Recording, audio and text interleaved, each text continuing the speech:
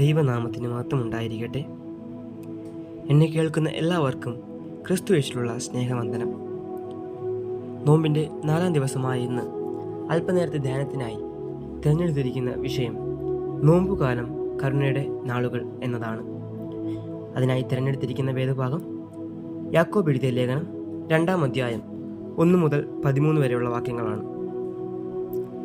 നോമ്പുകാലം നമ്മുടെ ജീവിതത്തിൽ ഓരോ വർഷവും കടന്നു വരുന്ന ഒരു കാലമാണ്.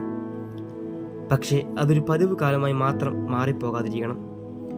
നോമ്പുകാലം എന്നത് ഭക്ഷണം ഒഴിവാക്കുന്ന ദിവസങ്ങൾ മാത്രമല്ല, അത് നമ്മുടെ മനസ്സും ജീവിതവും പുതുക്കപ്പെടേണ്ട ഒരു വിശുദ്ധ സമയമാണ്. നാം പ്രാർത്ഥിക്കുന്നു, ഉപവസിക്കുന്നു, ആരാധനകളിൽ പങ്കെടുക്കുന്നു.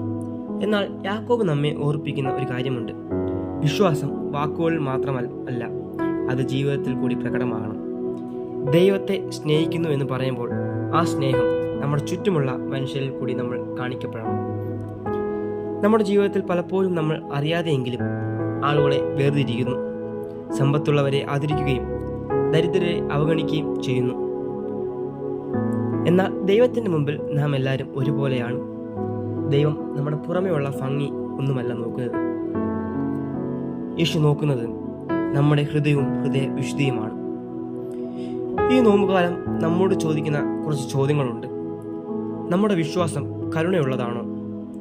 മറ്റുള്ളവരുടെ വേദന കണ്ടാൽ നമുക്ക് സ്പർശനം ഉണ്ടാകുന്നുണ്ടോ? ക്ഷമിക്കേണ്ടടുത്ത് നാം ക്ഷമിക്കുന്നുണ്ടോ? സഹായിക്കേണ്ടടുത്ത് നാം സഹായിക്കുന്നുണ്ടോ? ഇത്തരം ചെറിയ പ്രവർത്തികളാണ് യഥാർത്ഥ വിശ്വാസം ജീവിക്കുന്നത്. യാക്കോബ് നമ്മോട് പറയുന്നു, കരുണ കാണിക്കാത്തവന് ന്യായവിധിയും കരുണയില്ലാതെയായിരിക്കും. കരുണ ന്യായവിധി ജയിക്കുന്നു. അതായത് നാം മറ്റുള്ളവരോട് കാണിക്കുന്ന കരുണ തന്നെയാണ് നമ്മുടെ ജീവിതത്തിൻ്റെ അളവുകോൽ. പ്രാർത്ഥന നമ്മെ ദൈവത്തോട് അടുത്തു ചേരാൻ സഹായിക്കുന്നു. ഉപവാസം നമ്മെ ആത്മനിയന്ത്രണം പഠിപ്പിക്കുന്നു. പക്ഷെ കരുണയാണ് നമ്മെ ക്രിസ്തുവിനെ പോലെ ആക്കുന്നത്.